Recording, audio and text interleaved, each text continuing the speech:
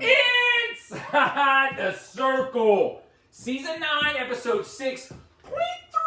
We're talking sectional selection Sunday. Sean, this is a lot of excitement. Personally, I'm going to be honest. At 145 to 155, I was giddy. Giddy like a schoolgirl. Ooh, you know what I'm feeling like? We're doing the whiteboard predictions because I've been here a long time and my day's getting longer. Whiteboard predictions are 12 hours of... 12 hours a day. 12 hours of the day that we spend doing anywhere from 8 to 12. And you know what it reminds me of? Somebody asked me once how long that took. I think it probably takes...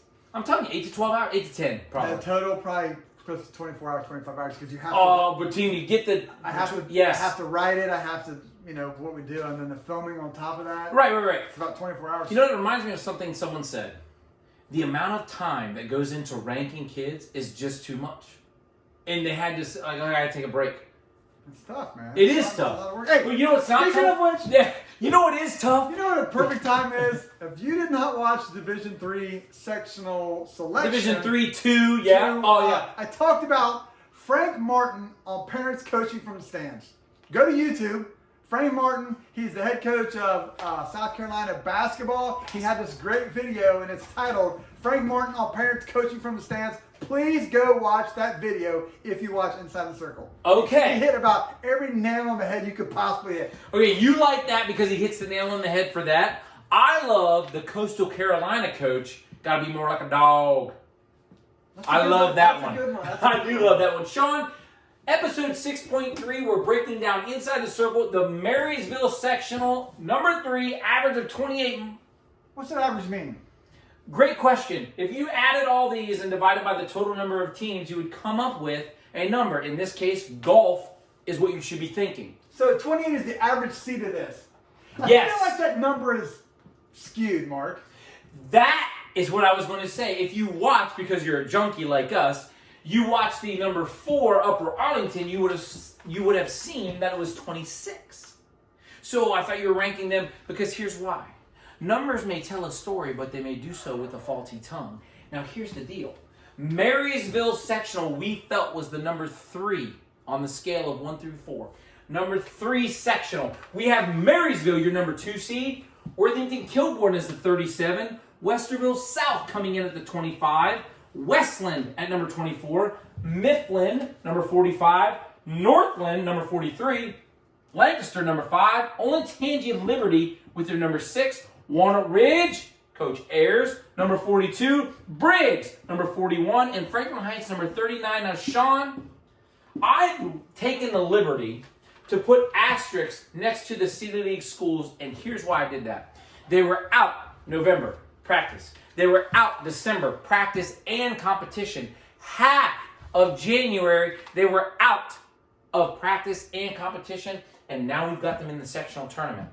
By the time they get to the sectional, they will have 1 month of competition. And practice. Good point. And that's if they don't have to quarantine because somebody ends up with COVID. So they are truly, a lot of times people say, well, I'm behind the 8 ball. These guys are truly behind the 8 ball. They are 100% behind the 8 ball. I would say the best thing going for them is they're not at the toughest section. I think they do have some things going for them, but that is true that in a season where everyone's kind of somewhat been behind the 8 ball, them jumping in at the quarter pole isn't as drastic as it might have been in other years. But again, the reason why we did this, there are 4 Columbus public schools at this sectional. It's by far the most. There's 2 sectionals that actually don't have any at all. In the situation is so bad that some Columbus public schools have opted not to even enter the sectional tournament. St. Charles being another school as well. But Columbus West this year has decided not to compete in Division 1. And Beechcroft has recently pulled out of the Division 2 sectional for said reasons Mark talked about. True. So we just went on. These guys are kind of behind the 8 ball, like I said. I can't see them getting more than maybe 5 or 6 total matches in. I mean, if you're going dual meets, and again, that's if nothing gets canceled. Right. So not only are they behind the ball with conditioning and training, but also with competition as well. True. Which really makes it interesting here because some of these teams actually have guys that aren't bad. So, yeah. I mean, Walnut Ridge is won the City League maybe 5 or 6. It couldn't be longer years in a row. And Coach Ayers always does a phenomenal phenomenal job of getting his guys ready. So that's something to keep an eye on. And we actually are rooting for these guys to get some guys out as what they can just to keep it's good for the program when you have guys get to the next level. So true that. Well, Sean, just like we did in the number 4 sectional of Upper Arlington, Sean, I want you to break down maybe your top teams and maybe even some weight classes to look for. If you're going to this sectional, keep an eye. If you're going to the Marysville sectional I here, see what you did there. Yeah. You see what I did there? If you're going to the Marysville then sectional. you turned around so they can see.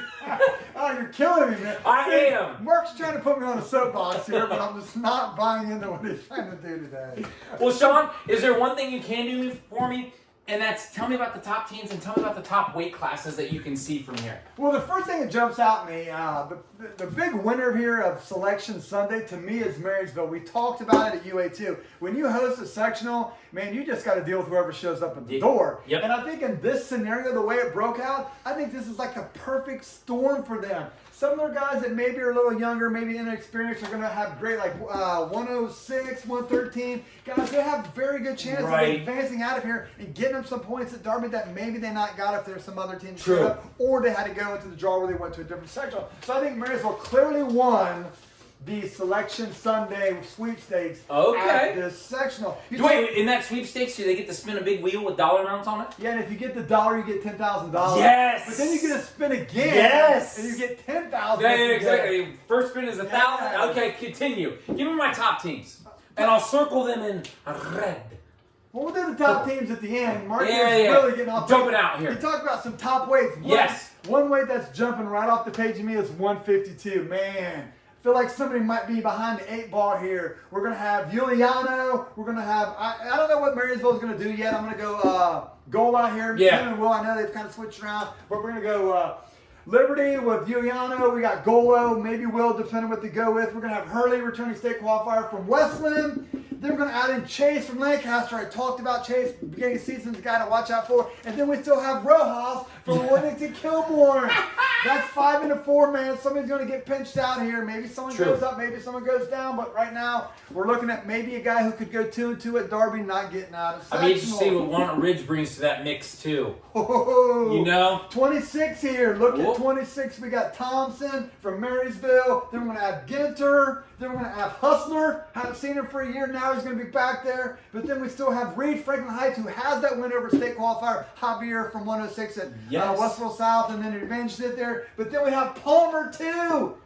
That's another one. We're going 5 and 4 there as well. Whoa, this is getting crazy to me. 106 here is going to be good, too. We're going to get that big matchup that Liberty and Wesleyan keep trying to steal my thunder on. I know exactly, Mark, I know exactly who is going to win Darby at 106. I have that pegged, and yet here we are, Liberty and Wesleyan trying to wrestle 10 times before they can get to that Darby match. But we got Jude, we got Roselli, and then we got Little Hustler from Lancaster as well. So maybe Marysville can get the guy out of 4. I mean, it's but it's kind of wide open, right? Yeah. Everybody's got a chance there to get the 4th spot. Everyone's got a spot there. 45. Where are we bringing up 45 here? We got Heard from Marysville. We got Titan Johnson from Lancaster. Yes. But now we're starting to bring in some other guys here as well that could possibly get in here. Again, we're talking about the City League guys, Walnut Ridge, Westville South, Kilbourne maybe Rojas goes down. Yeah. So it's another opportunity here as well.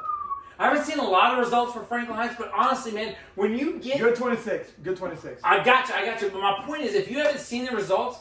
And how do you know? Yeah, that's my point. So we've listed 3 or 4 guys at 106, but what if they have a really good kid that we haven't seen a result for? We can't link them. That's true. I think there is a lack of results this year, and one thing that is new to the process that usually you have to have 12 matches to be a seedable wrestler. This year they're letting you petition in if you don't have 12 people to fight for a seeding.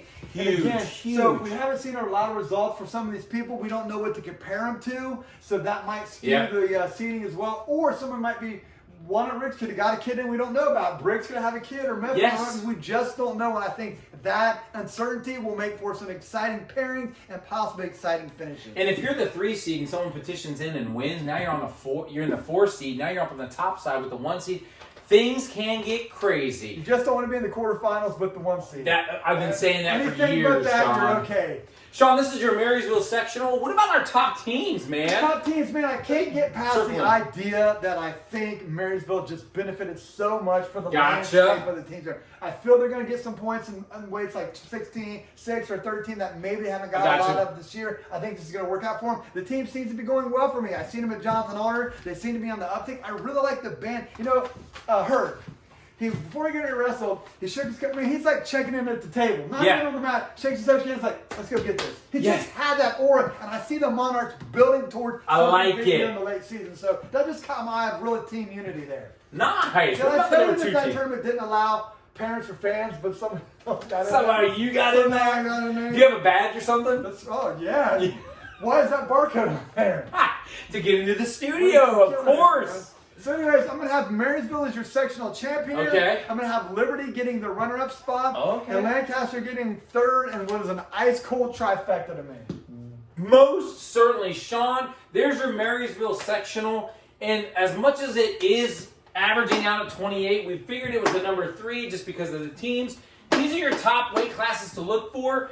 And these are your top teams. And Sean, anything else? No. And now you are inside the circle. Inside the circle. That's good. That's good. I like it. It's good. It's good. It's good. Oh shit! I just cooked it. That was. He doesn't seem to do that as much. Oh yes, he does. You don't hang out with him enough. That's all. I gotta piss again. Where are we at now? Not Newark Watkins Memorial. Do we have a walking stuff? Yeah, hell yeah. I got 2 things. Okay. I got a quarter zip and my sweatshirt. I don't care. You can't hit the sweatshirt, Coach. Too tight. Where do you want me to do the shirt? Oh, hold on. Let me get. Put it back. Put it right there on top of that sweatshirt. Okay.